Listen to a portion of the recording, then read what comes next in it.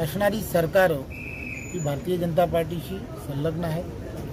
Bharatiya Janata party नेहमीच असा विचार करते की स्थानिक स्वराज्य संस्थांमधला सुद्धा कारभार जसा केंद्रामध्ये पारदर्शकपणे आहे, राज्यामध्ये देवेंद्रजींच्या नेतृत्वामध्ये पारदर्शकतेप्रमाणे चालतो, त्याचप्रमाणे स्थानिक स्वराज्य संस्थांमधला सुद्धा कारभार हा पारदर्शकपणे होणं हे अपेक्षित आहे।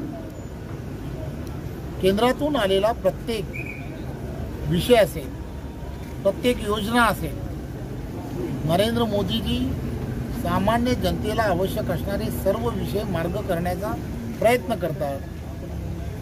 मी एकच योजनेबद्दल तुम्हाला सांगेन की आपल्याला सर्वांना माहीत आहे, हर घर जल, प्रत्येकाच्या घरामध्ये स्वच्छ पाणी मिळालं पाहिजे या भावनेतून नरेंद्र मोदींनी केंद्राच्या माध्यमातून ही योजना आणली।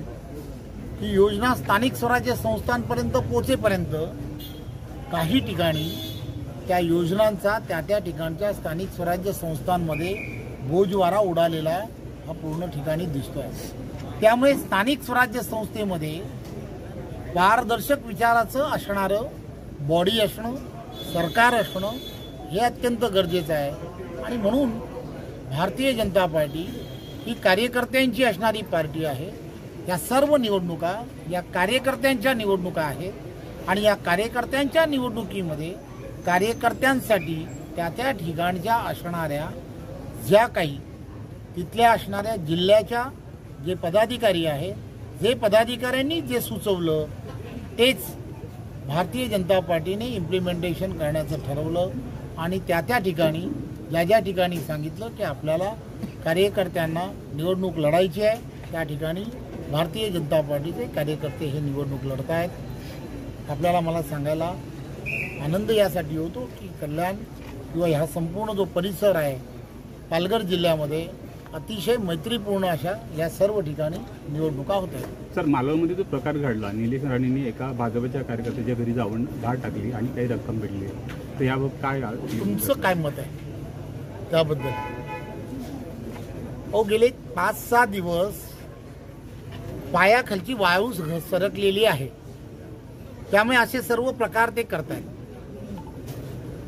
3 दिवसा अगोदर तिथल्या असणाऱ्या उमेदवार जे आहेत, आता कालच मी तिथे सभेमध्ये गेलो होतो, त्या सभेमध्ये त्यांनी सर्वांना काय सांगितलं हे लक्षात येत आहे की त्या उमेदवार जे आहेत त्या उमेदवार त्यांनी दिलेलं सर्टिफिकेट खोटं आहे, हे खोटं आहे, ते खोटं आहे, तुम्हाला पोटनिवडणुकीला सामोरं जावं लागेल। याचा अर्थ काय? पोटनिवडणूक कधी होते? शिल्पाताई खोत या जिंकतील त्यावेळेला पोटनिवडणूक होईल। त्याचा अर्थ की पराभव मान्य झाला। त्या भागामध्ये आदरणीय राणेसाहेबांच्या नेतृत्वामध्ये, नितेशजींच्या नेतृत्वामध्ये भारतीय जनता पार्टीच्या कार्यकर्त्यांनी केलेलं काम हे सर्वांच्या लक्षात आहे। त्यामुळे त्या ठिकाणी मतदान हे भरभरून होणार आहे। अतिशय चांगले उमेदवार हे त्या ठिकाणी उमेदवार म्हणून रिंगणात आहेत। त्यामुळे रोज प्रेस घेणं, रोज प्रेसबद्दल असं सांगत राहणं, सुरुवात कुठून झाली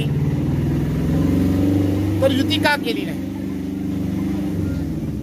भारतीय जनता पार्टीने युती का केली नाही, वारंवार सांगितलं गेलं आहे।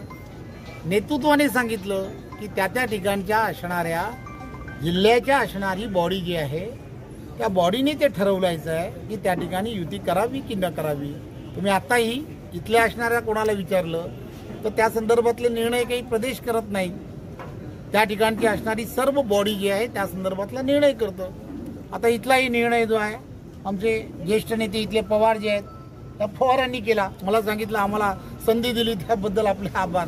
आता हे सगळे निर्णय त्या ठिकाणच्या असणाऱ्या लोकल बॉडी या संदर्भातले निर्णय घेतात। सुरुवात कुठून झाली तर युती का केली नाही आणि नंतर मग हळूहळू या सगळ्या गोष्टींना सुरुवात झाली। माझी आपणा सर्वांना विनंती आहे की या सगळ्या गोष्टीमध्ये ज्या घरी हल्ली अशी परिस्थिती आहे की प्रत्येक जण आज व्यावसायिक म्हणून काम करत असतो। प्रत्येक जणाला व्यवसाय करण्याचा अधिकार आहे की नेत्यांनाच फक्त अधिकार आहे व्यवसाय करण्याचा? कार्यकर्त्यांना काय अधिकार नाहीये का व्यवसाय करण्याचा? अहो, व्यवसाय करण्यासाठी तो कुठूनही कसेही पैसे उभे करतो आणि व्यवसाय करत असतो. त्यांना व्यवसाय करत असताना प्रोत्साहन देणं हे नेत्यांचं काम आहे.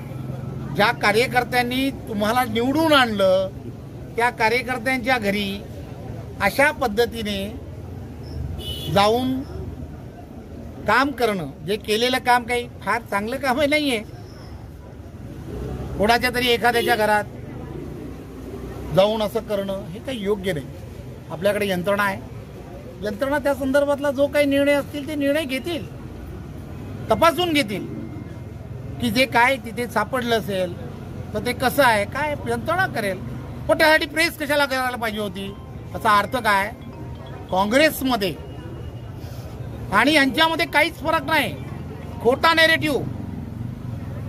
नेरेटिव्ह पसरवायचा आणि लोकांची दिशाभूल करण्याचं एक काम करतायत. राणे साहेबांचा आदर्श बाळगला पाहिजे. शांतपणे निवडणुका कार्यकर्त्यांच्या निवडणुका आहेत, त्या नेत्यांच्या निवडणुका नाही आहेत, त्या कार्यकर्त्यांच्या निवडणुका आहेत. आरामात जो कोणी जिंकेल महायुतीचाच जिंकणार आहे. तर तेवढं फ्रेंडली या सगळ्या गोष्टी कराव्यात की जेणेकरून संपूर्ण वातावरण जे आहे महाराष्ट्रातलं ते दूषित होणार नाही. आता एक सल्ला आहे, या अगोदर पण मी राजकीय सल्ले त्यांना दिलेत, पाहिलेत माझे सल्ले, पाहतील, खात्री आहे. धन्यवाद.